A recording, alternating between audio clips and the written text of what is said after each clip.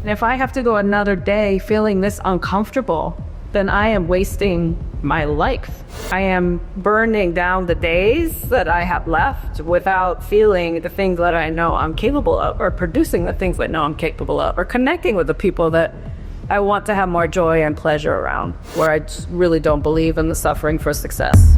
I feel like it's an antiquated model in that we're just way more intelligent now. And I think we have the means to get through hard, but I don't necessarily think we have to suffer. Don't let the limitations of others become your own, and you can always be where you are today. Welcome to the Jen Gottlieb Show. Kareen is here. Yes, I am. I'm so happy to be here.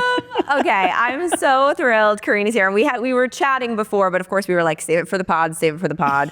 There's so much to talk about today. If those of you that are listening, welcome to the Jen Gottlieb Show. I'm really, really, really grateful to have Kareen here with me today. Kareen and I go way, way, way, way, way back. I think one of my very first speaking situations was Kareen invited me to speak in front of her mastermind or her small group in New York City. And I was so nervous. And it was a really impactful moment in my life because she gave me an opportunity.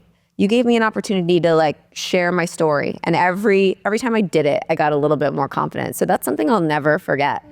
And Kareen's one of our inner circle members. She's a dear friend, and she's an extraordinary business owner, entrepreneur, and coach. And we're gonna go all over the map today, I know. I'm saying this intro before we even dive in, but because Kareen has a lot of pivots happening right now. And I think that overall, we're kind of in a, like as a human race of giant pivots happening. And a lot of people that I know are going through a shift. And I've seen you transform with ease and grace. I have. And I'd like to talk about this one big pivot that you just went through, which was the most, I think, impactful that you've had in a long time to start us off. And that is your divorce. Yeah. And because when I met you, you were married. Yes. Take me back to that day when I met you. And then let's go, to where we are now and like how that pivot and transition. The growth of it all. I believe when we first met, it was through Chris Harder's mastermind. You and Chris came to speak at that event. That's how I found out about you too, and Super Connector Media. And then love that you were in New York, because that's where we were living. Like we were East Coast people, and wanting to create a better connection. And that's what you guys were all about. And it was beautiful at the time because I was just with being in that mastermind at the cusp of really establishing myself as an entrepreneurial coach, as a 7-figure business builder, as someone who was very committed to my relationship and how we were growing together in my marriage, and really just felt like it was a very foundational time. So that must have been like 2017, 2018. 2017, 2018. So a lot has happened since,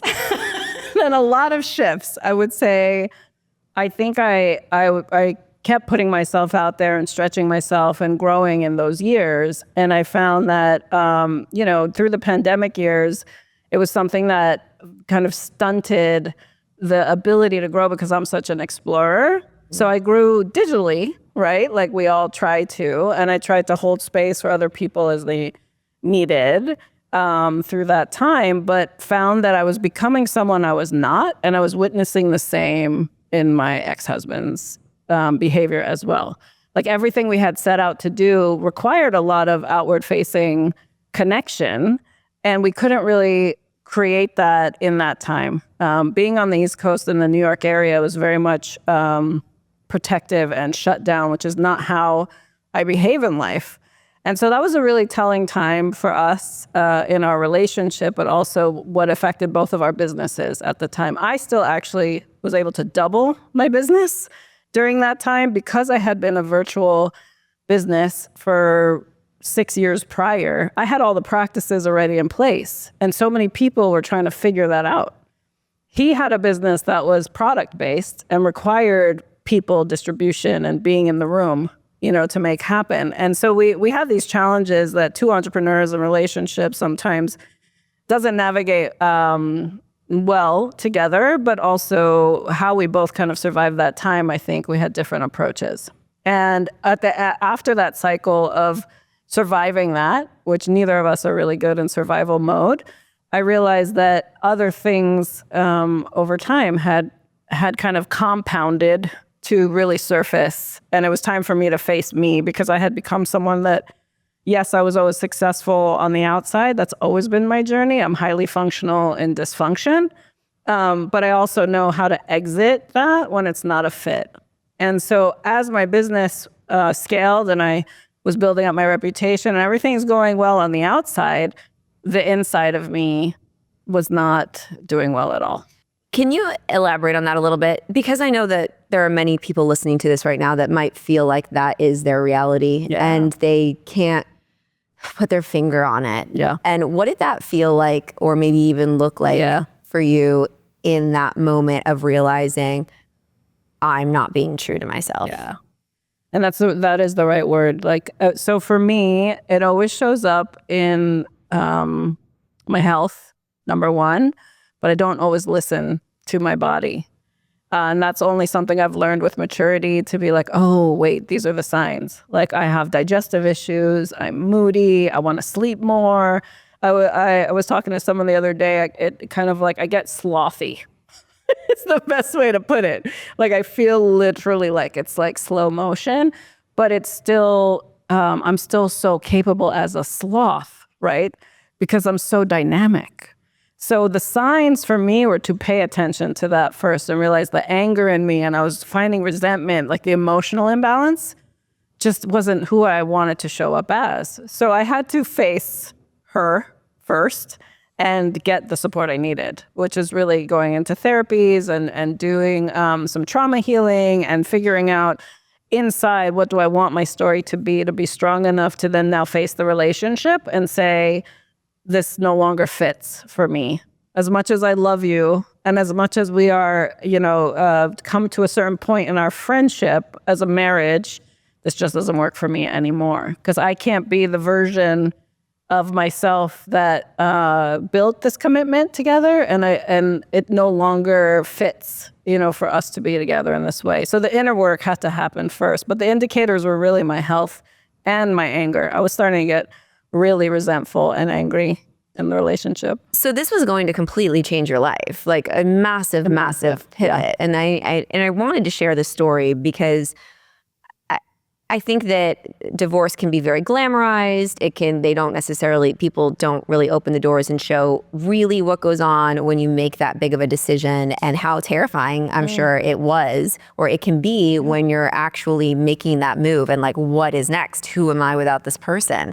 And you're really great at stepping into that unknown and really strong when it comes to making a decision and sticking with it. Yeah. So there are many people out there that try to get divorced for years and they don't. Yeah.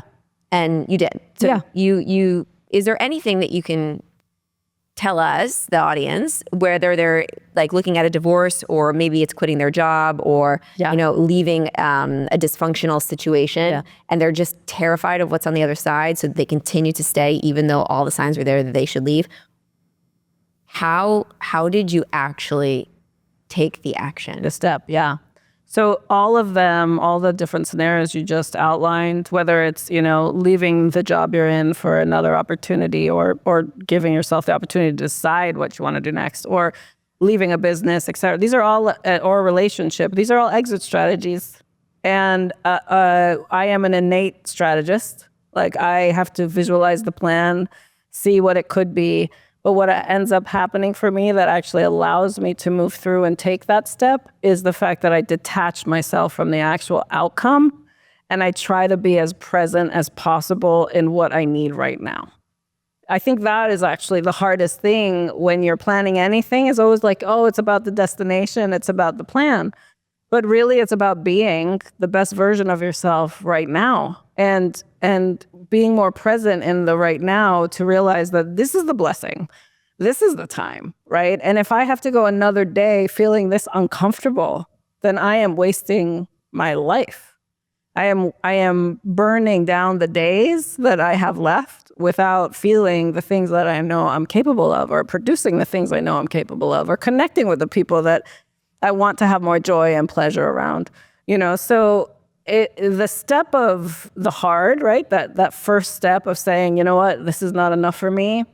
I have to move forward in any arena, whether it's shutting down a company that I've started because it just didn't have the right client base, or I was just over it and I wanted to grow in my role, or firing an employee because it's no longer a fit for where we're headed, or ending a marriage because that is something that felt very weighed down versus lifted up in. And that's really where, I just had to detach from the ultimate outcome of what might happen on the other side and know and find certainty in myself in the moment to really get pulled towards pleasure and like what lights me up from a conscious place. Because I don't want to, paint the picture of it being like it all's supposed to be happy and glorious. It's really about making sure it's true to you. It's that word truth, like you said earlier. It's trusting that this is the best step for me right now. Because I never thought I would be at this stage of my life, unmarried, and focused, solely on what's next for me in the next few years, and navigating on my own in this way. I'm having a lot of fun in the navigation, but I'm someone that actually loves change. Yeah, I love knowing that if something doesn't fit, we're doing something about it. Like that really feels like life to me, because that is what we're here for, the journey, not necessarily the status, The one thing that is absolutely 1,000% certain is change. We're changing 100%. Every second. And I love that you can embrace it. I think that, we can get on a whole nother tangent on fear of change, or when people say, you've changed, like it's a negative thing. I was like, thank you. It's amazing. You're listening to The Jen Gottlieb Show. You take this step, you leave this marriage. So that's pivot number one. And tell me, like, for the person that's listening right now, I'd love for you to talk about what that pivot looked like, the good, the bad, and the ugly, and maybe what steps you put into place to be able to come out the other side so successfully. Yeah, so I was, at the time, the breadwinner, had all the financial responsibility in our relationship at the time of ending it. And I had to be very strategic, honestly. There's two sides to a divorce, and not many people understand that it's a contractual obligation, right? It is literally a merger, and you come in as two entities in the beginning, and then you're growing together. And the law is something that is strategic, not emotional. And so for me, I had to balance the strategy with the emotional healing of this change. And I made sure I put the right team around me to do that, right, on both sides.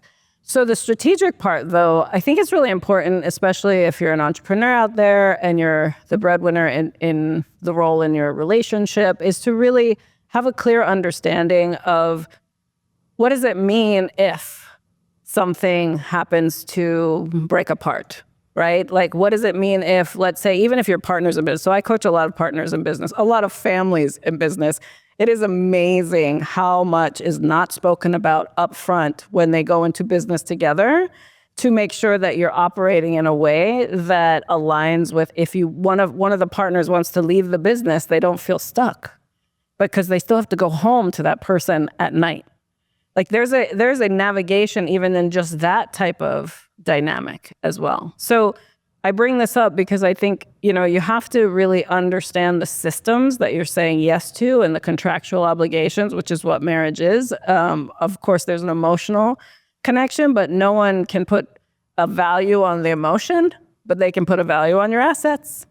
You want to make sure that you have the right structures in place to fix it. So, or to go to the ends that you want. And it was really, really challenging, very challenging to think of something that I built with this person for over 13 years in a relationship, a married relationship, to now have to go transactional about how it all separates.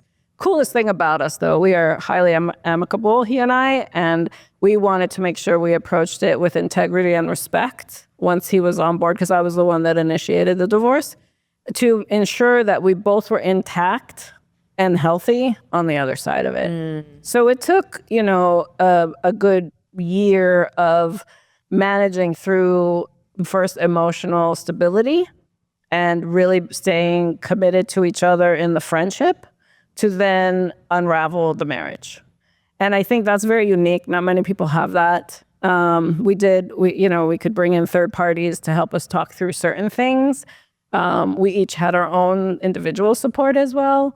So yeah, I think though I had to be very strategic about protecting my business, my assets, making sure he was okay, and that it wasn't too disruptive for both our lives, as we ended things. Yeah. But not all people have that scenario. But what I do think is that if you approach it with integrity of how you want it to be on the other side, and you stay the course, regardless of the emotional response of the other person you're trying to separate from, it is very important to still stay the course for yourself.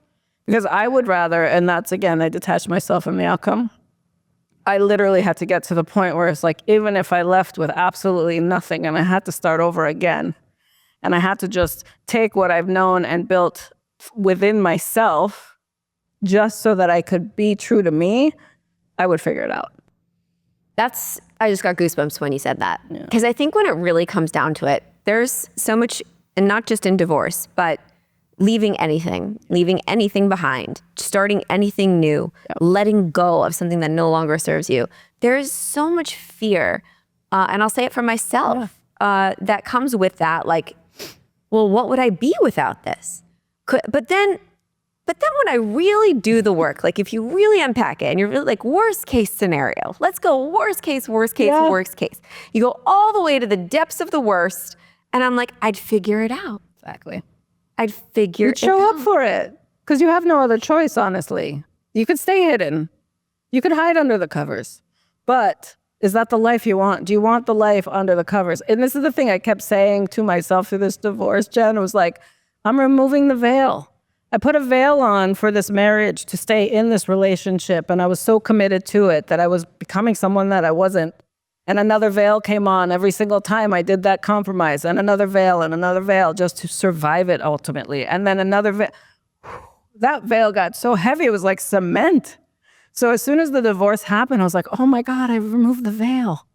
Like the veil of masking truly what I desire, and the veil of not having to compromise myself just for the sake of this commitment. And, the veil of just even simple choices of like what I ate, because it was easier to eat the same things versus like eat what I wanted, like veil, removal. And I was like, okay, yeah, that's literally what it feels like. Because you put the veil on when you get married, and then the removal of the veil once you're separated, divorced, etc. It's like an awakening occurs. Yeah, I mean, I'm feeling it as you talk about it. It seems like a spiritual, physical, and every type of awakening that you could possibly have. Yeah. Almost like a new freedom, and now you can evolve into the next version of you, and you can truly make that pivot when you've let go. Yep. And so now, were you like, okay, the world's my oyster, let's go? Or like, then what comes next? Yeah, I mean, I'd say it slowly started my exploration again, and the travel again, and the connection, and the discovery. Like, who am I now? And what is it that I want to create for myself? How did you discover that?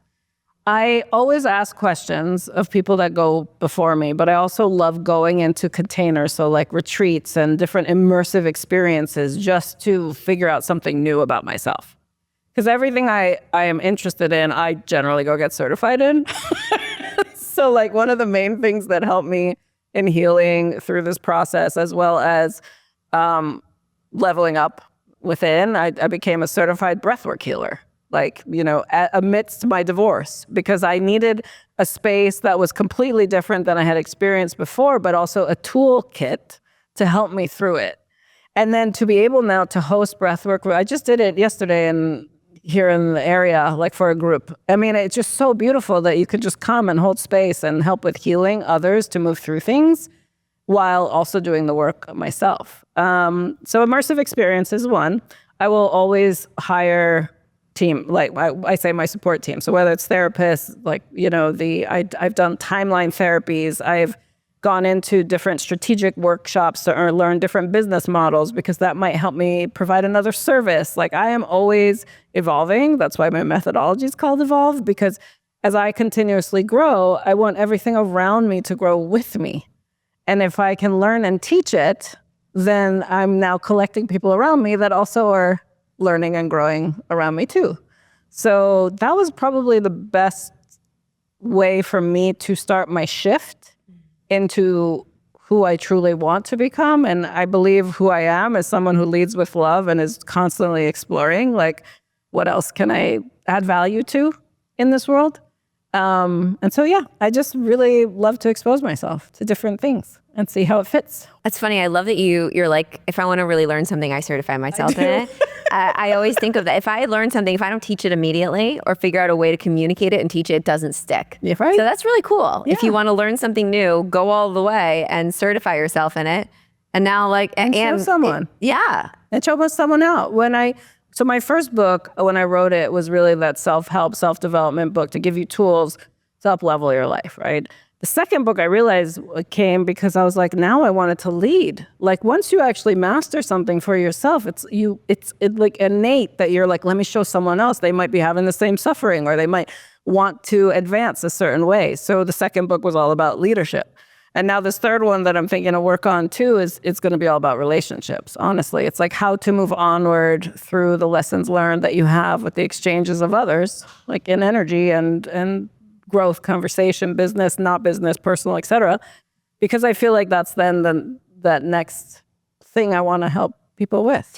I love this conversation so much because I talk to a lot of people that get very stuck on the fact that they don't give themselves permission to evolve with their brand, with their business, with their relationships, that it always has to look perfect and like a white picket fence, beautiful journey of a human that stays the same all the time. And I love hearing you talk about this because it's just like pulling back the veil, pulling back the curtain on really what goes on in life. Really, with everybody. We pivot and we evolve constantly, whether we realize it or not. We're evolving every second. Day. And I love that you have leaned into it every time. Instead of feared it, you've leaned into it. So you're just a beautiful example of us for us to look to when we're thinking, oh my gosh, I feel alone in this. What should I do? You're paving the way courageously with leaning into the evolution of who you're becoming. And so, all right, we now have become breathwork healer extraordinaire, and also your business and books and everything. And talk to me now about, because you are a business coach and you help people build 7-figure businesses, and you do that in many, many ways. When you see business owners step into a pivot or an evolution of their business, how do you coach them through that? And how do you use your own experience of your pivots in your relationship and in your life to help them? Yeah, so I love understanding the destination, and I always want to make sure that I understand the destination with my clients. Like, where are we headed? What if you don't know? Well, that's then we do the work to understand. Well, then what's next, right? Like, because if you don't have some form of a destination, we don't know how to inch you towards it to know that you're on some form of a path. Now, the difference is knowing the destination and how we get there is a zigzag situation. It's never really a straight line. It's the tools when you're zigging and zagging to stay on course. That is what I help my clients with, accountability, as well as easy actions of checking in. You constantly have to check in. Are you on course? And even if you're on a course to a destination you don't want anymore, you need the skill set on how to exit, how to get off, truly off that course. Let's talk about that. Yes. So let's say you set a destination. Yeah. This has happened to me so many damn times I can't even count. Happening every second. You set a destination, and then you start on the thing, and you realize you no longer know if that's the destination, or you don't want that destination anymore. Is that quitting, or is that pivoting? I see it as a pivot. I don't believe in a quit, because I feel like you have lessons learned up until that point. If you've truly maximized the direction you were hoping to get towards and realize that's not a fit for you. That's not the destination you got to doesn't really boost you. I'll give you an example. Yeah. So when I initiated this practice of, okay, you set a goal, like a stretch goal, end of year, this is what you want, right? You then chunk it down into quarterly. What are you going to do this first quarter to inch you towards that? That first quarter generally is about discovery, because you might not even know what it's going to take to get to that end goal. But that's, you had that vision. Great. I'm excited for you.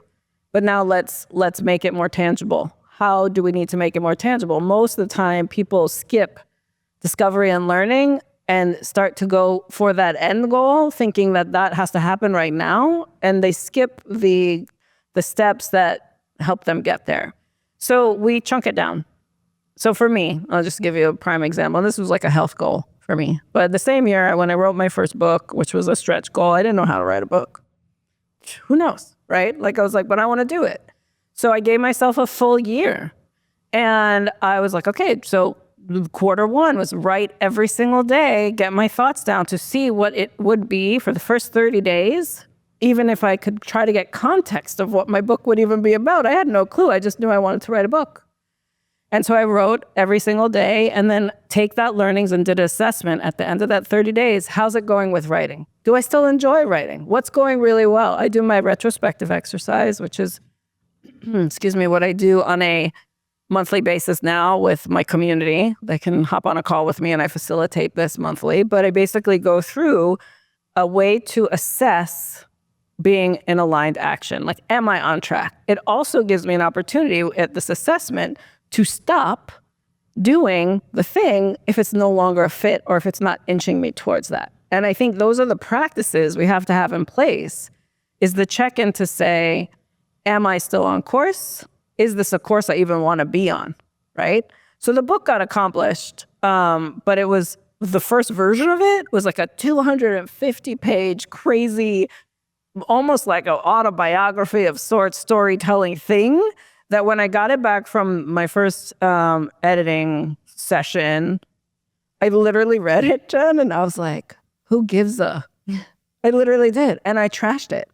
I was like, this is not the thing that I actually want to put out there. That was June of that year. But I still had my goal. And I knew I still wanted to do a book. But I had learned a lot from writing this version that I was like, this is not the thing. So I trashed it.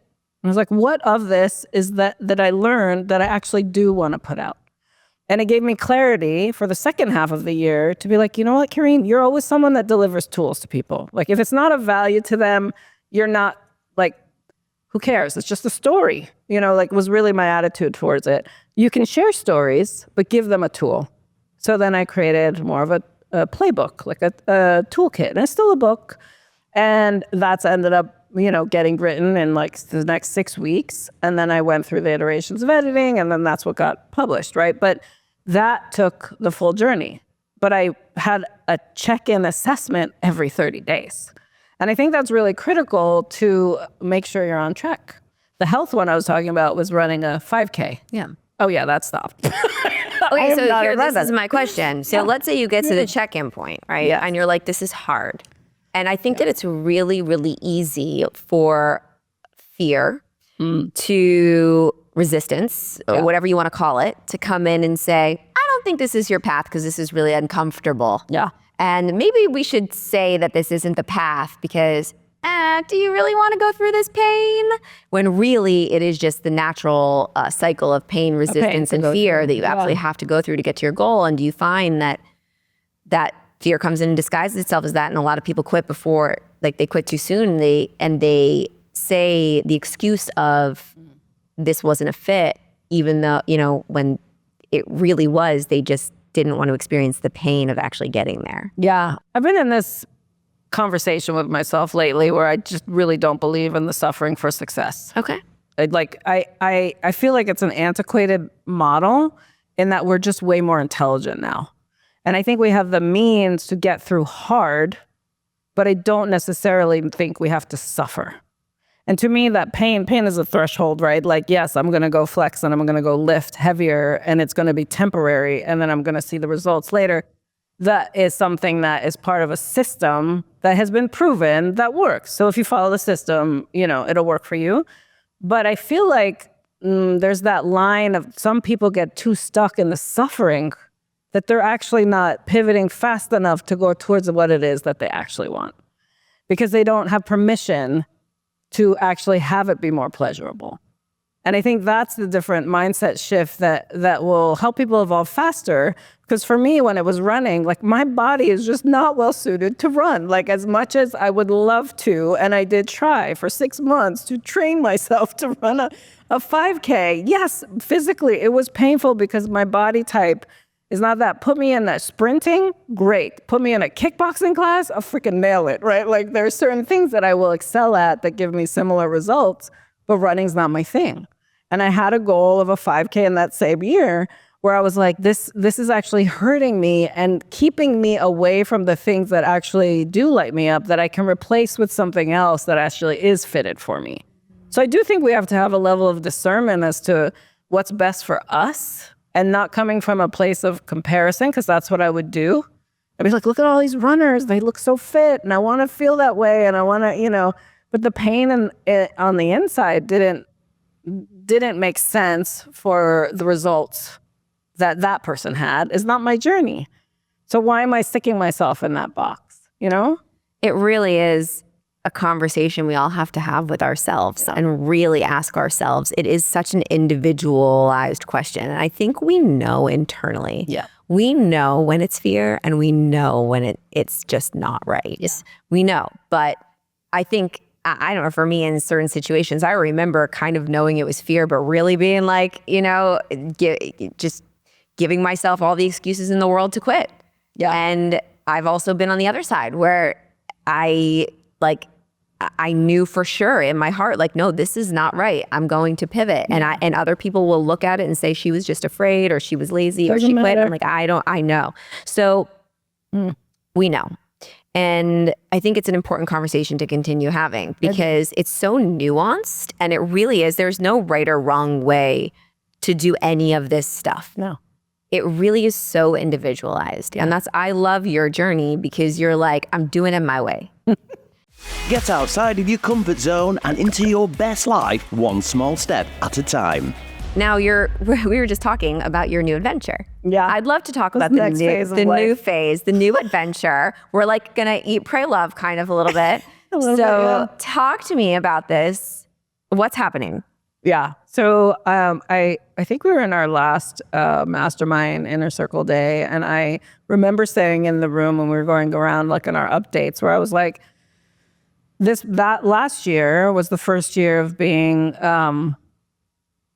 single again or unmarried. And I felt like the way I described previous to that was like I was sitting in the waiting room for my life as I was ending my marriage, right? Like you want to leave it with integrity. You want to leave it in a high vibe. Like I really was very intentional about that, but I was literally sitting in a waiting room. And so it was been a lot of exploration. Last year I traveled more than I think I have majority of my adult life. I think I was on like 46 different flights. I stayed in I don't know how many places, different countries, etc. And I loved it. I really love the ability to pick up and expose myself to new environments, but find ways, again, to add value in those environments. And so as I've been designing this year, I was like, what would it be like if I plan to go on a world tour of sorts in 2026? Because you have to build the foundation of that lifestyle. And I am a risk taker, but I'm a calculated risk taker, right? So I have to have a plan and I have to feel comfortable and centered in it to do it. So this year is a foundational year for me to set up what it would be like to have the freedom to just come and go as I want, to go extended stay in other countries, to expose myself to different cultures, to see where I could take all my acumen and apply it, to a whole new group of people, doing speaking engagements and keynote talks and really trying to expand my reach without feeling held back.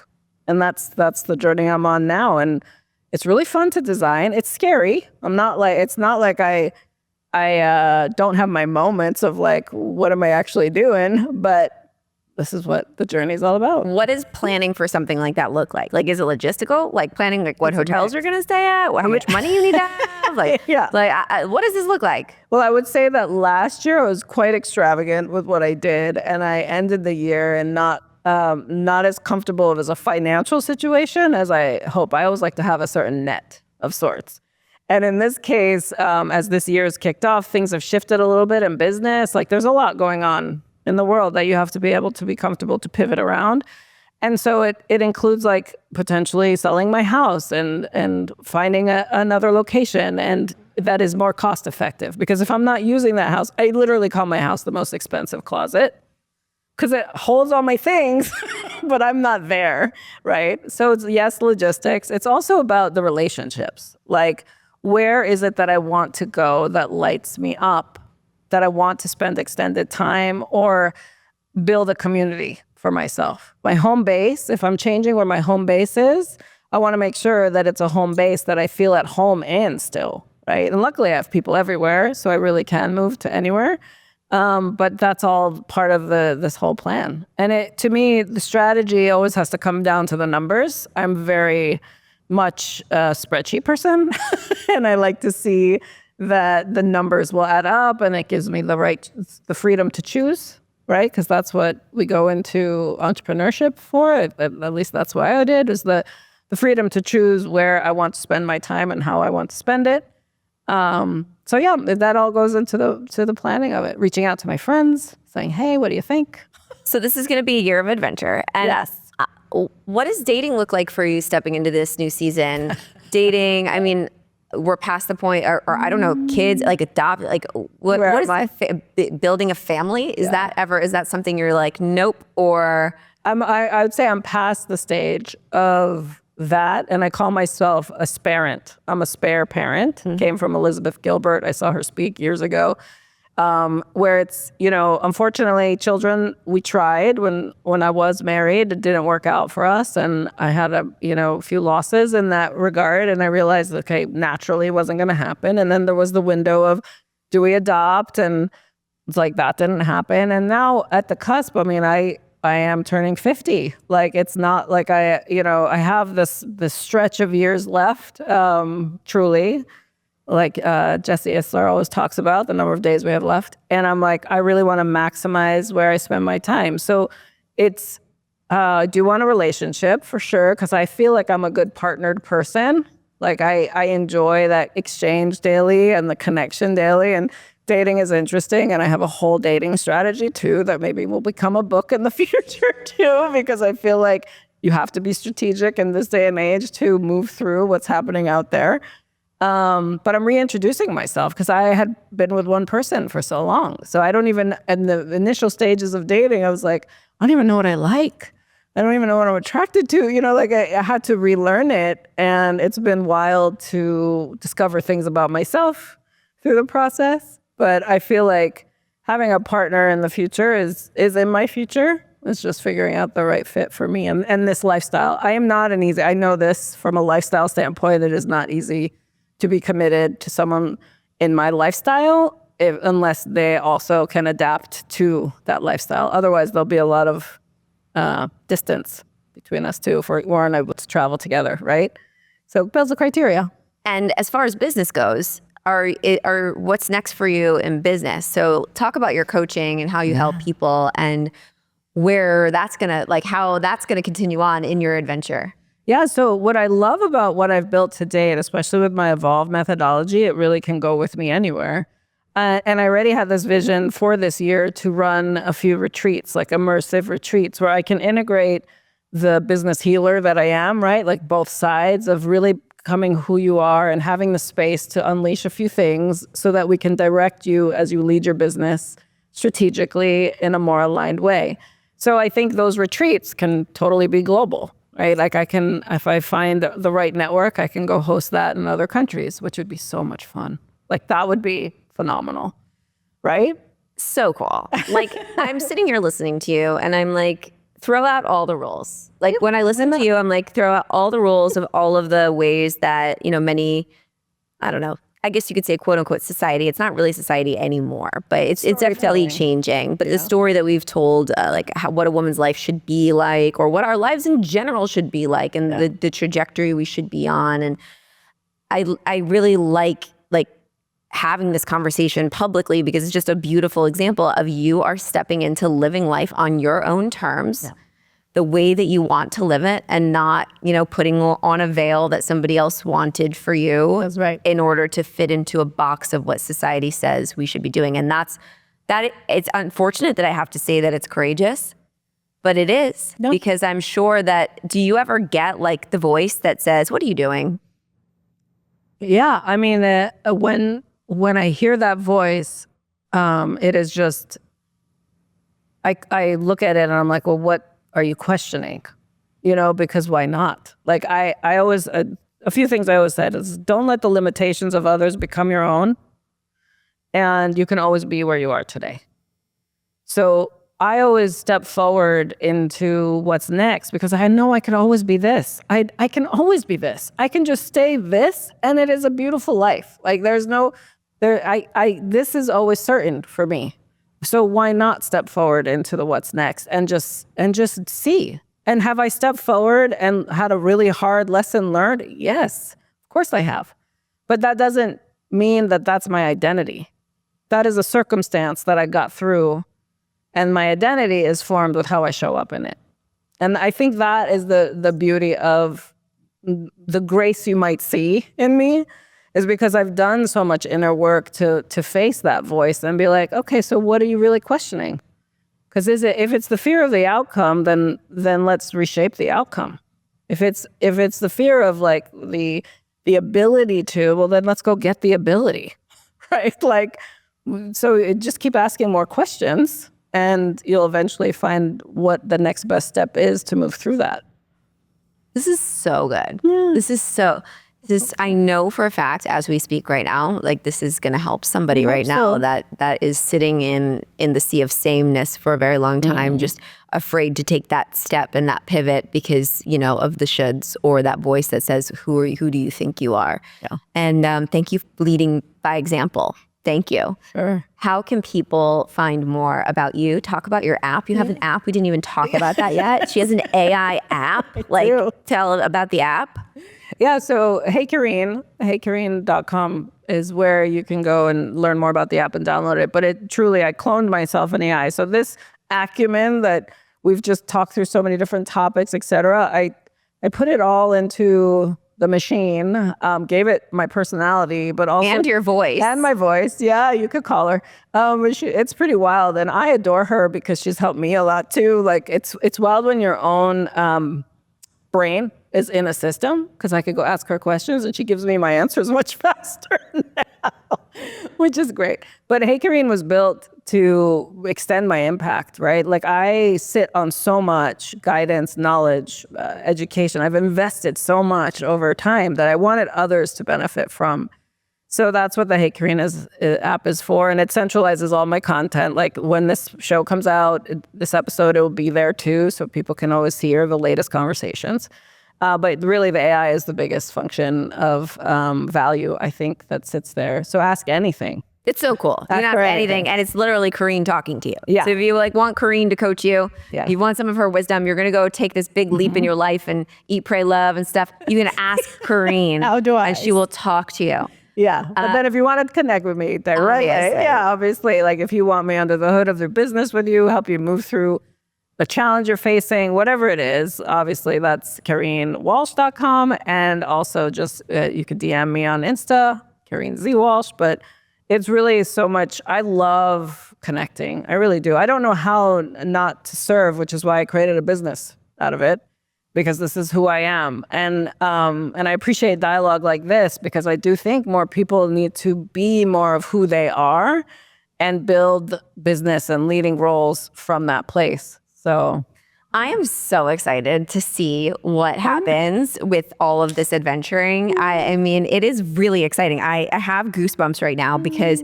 I'm so looking forward to what's to come. It's just so exciting. It's so fun. I'm so grateful for you for sharing so openly about your experience, because there's so many people that are thinking all of these thoughts and thinking they're alone in this whole situation. And you have just shared with us, like, almost like you gave us a key to unlock a place that was locked up. I think a lot of people aren't talking about living this life that you're about to go explore on and just go adventure in. And so you guys follow Kareen, use her app, follow the adventure, follow the journey. There probably will be a book on the other side. Yes. I hope that like the beginning of the book starts with this podcast of us like setting up the adventure. But thank you for being a part of my life. Thank you for being on the show. Thanks for coming out to Miami to do this.